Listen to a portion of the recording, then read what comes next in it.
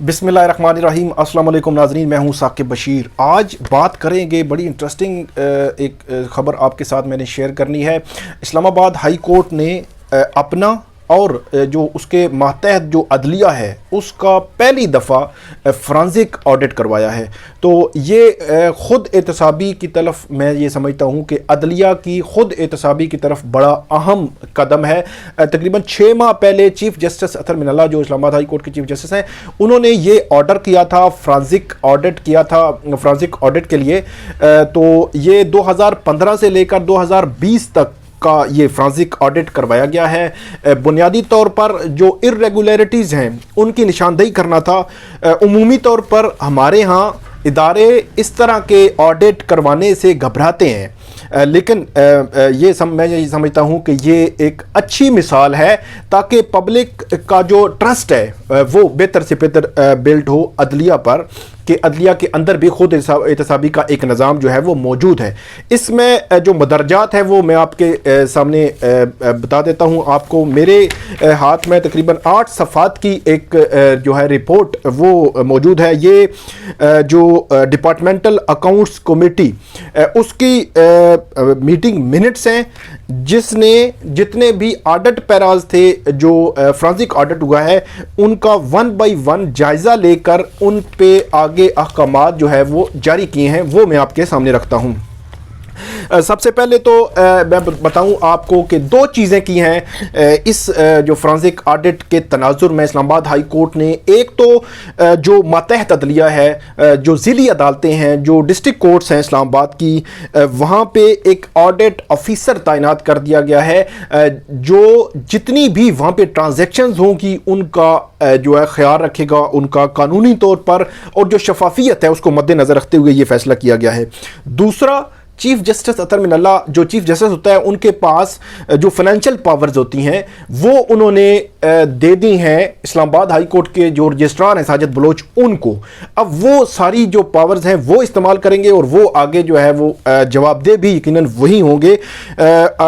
और ये अमूमी तौर पर ऐसा होता नहीं है कि इदारे का सरबराह जो है ख़ास तौर पर फाइनेंशियल पावर जो है वो आगे जो है किसी को दे दे, लेकिन ये दे दी गई हैं। और यकीनन इसके पीछे जो है वो मेरे ज़रा यही बताते हैं कि जो शफाफियत है उसको मद्देनज़र रखकर ये जो फैसला वो किया गया है। इसके अलावा अगर मैं आपको बताऊं तो साबिक चीफ जस्टिस जो अनवर खान कासी हैं उनके मुतालिक भी कुछ चीज़ें जो है वो इस रिपोर्ट फ्रांसिक रिपोर्ट में सामने आई हैं। एक तो वो I-8 में जो घर था एक उनका, वो वहाँ पे रह रहे थे, उस पर जो है वो ये कहा गया है कि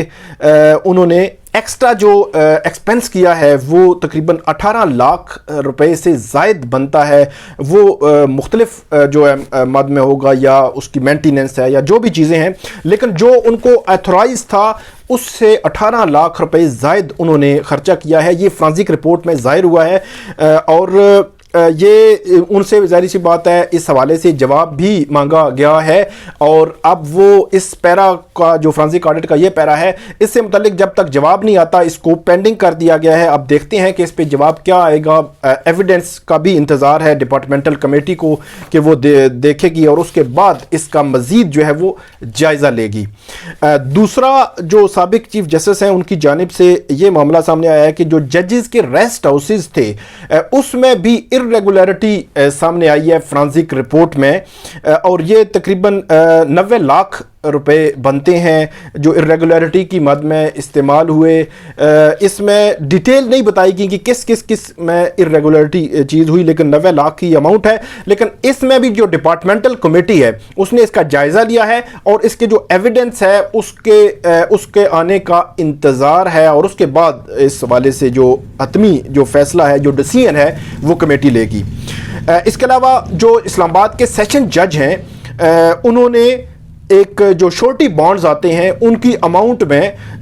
जो गबन है उसकी निशानदेही की थी, जिसके बाद चीफ जस्टिस ने फ्रांसिक ऑडिट भी करवाया और प्लस जो FIA है उनको ये ऑर्डर किया था कि आप इसमें इंक्वायरी करें। FIA ने इंक्वायरी की, जो बंदा मुल्जिम था उसकी निशानदेही की, उसकी गिरफ्तारी हुई, उसके खिलाफ अभी जो है वो ट्रायल जारी है। और इस मद में जो छोटी बॉन्ड्स की मद में जो गबन हुआ या जो मामलात हैं इसमें मज़ीद भी इंक्वायरीज जारी हैं, मज़ीद भी معاملات آگے بڑھ سکتے ہیں، مزید لوگ بھی اس میں آ سکتے ہیں جو گرفتار بھی ہوں۔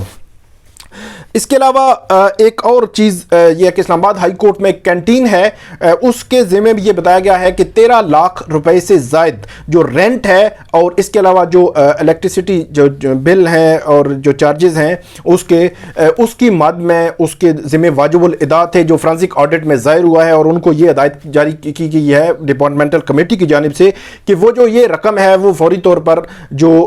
وہ قومی خزانے میں یا وہ جمع کروائیں، جو کینٹین کے اونرز ہیں یا کینٹین کے دیکھ بھال کرنے والے جو لوگ ہیں۔ اس کے علاوہ میں آپ کو بتاؤں کہ تقریباً آج سے 9 سے 10 ماہ پہلے اسلام آباد ہائی کورٹ نے ایک بڑا ڈیسیجن لیا تھا۔ اس سے قبل میں آپ کو بتاؤں کہ چیف جسٹس اطہر من اللہ جب چیف جسٹس بنے تو انہوں نے فوری طور پر آتے ہوئے سب سے پہلے یہ آرڈر کیا کہ جتنے بھی جو ملازمین ہیں ہائی کورٹ کے ان کی ڈگریز فوری طور پر جو ہے وہ ویریفائی کروائی جائیں، اور وہ ڈگریز HEC اور مختلف جو ادارے ہیں متعلقہ ان کو بھیجی گئیں، وہاں سے ویریفائی ہوئیں۔ اس ویریفیکیشن کے بعد 2 ملازمین ایسے تھے جن کی ڈگری جو ہے وہ فیک ڈکلیئر کی گئی، اور ان کو فوری طور پر اپنے جو ان کا جو ملازمت تھی ان پہ برطرف کر دیا گیا، اور ان کے معاملے میں بھی کچھ چیزیں جو ہے فرانسک آڈٹ میں آئی ہیں۔ 1-2 فیکٹ میں اس سے متعلق آپ کو بتا دوں، وہ دونوں جو ہے بہن بھائی تھے، اور اسلام آباد ہائی کورٹ میں 2008 میں ان کی اپوائنٹمنٹ ہوئی تھی اور 2020 میں ان کو برطرف کیا گیا۔ اب آپ اندازہ لگا لیں کہ 12 سے 13 سال بنتے ہیں، اس دوران جو انہوں نے جو سیلریز لیں، جو سہولیات جو ہے لیں ہائی کورٹ سے، تو ان کی ریکوری کا معاملہ جو ہے فرانسک آڈٹ رپورٹ میں سامنے آیا ہے، اور جو ریکوری ہے وہ تقریباً ایک جو خاتون افسر تھی 17 یا 18 گریڈ کی، ان کے ذمے تقریباً 90 لاکھ روپے جو ہے وہ ریکوری ڈالی گئی ہے، اور دوسرے جو اس کے بھائی تھے، لڑکا تھا، وہ تقریباً 14 گریڈ کا تھا، اس کے ذمے تقریباً 70 لاکھ روپے سے زائد جو ہے رقم ڈالی گئی ہے، اور یہ تقریباً 1.5 کروڑ کے لگ بھگ بنتی ہے یہ اماؤنٹ، اور ان کی ریکوری جو ہے وہ اس کا کہا گیا ہے کہ ڈپارٹمنٹل کمیٹی کی جانب سے کہ پروسیس جاری ہے ان کی ریکوری کا۔ اس میں جو رپورٹ ہے اس میں مجموعی طور پر جو ہے وہ جو اس میں دکھائی ہے فرانسک آڈٹ نے مجموعی یہ 4-5 چیزیں جو ہیں ان کو ہائی لائٹ کیا گیا ہے، ان کے بارے میں ریگولرٹی بتائی گئی ہیں، لیکن مجموعی طور پر جو شفافیت ہے وہ آڈٹ حکام نے یہ کہا ہے کہ یہ شفافیت ظاہر ہوئی ہے۔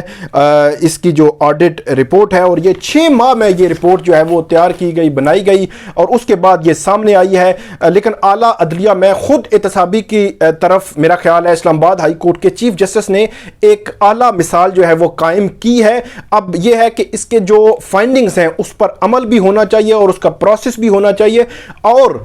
اسی ہائی کورٹ کو مد نظر رکھ کر جو دیگر جو اعلیٰ عدلیہ ہیں، عدالتیں ہیں، ان کو بھی آڈٹ کروانے چاہیے تاکہ عوام کا جو اعتماد ہے عدلیہ پر وہ زیادہ سے زیادہ ہو اور اس میں اضافہ ہو۔ یہ تھی ناظرین آج کی ہماری ویڈیو، امید ہے آپ کو پسند آئے گی۔ آپ اس میں کامنٹ ضرور کیجیے گا۔ بہت شکریہ۔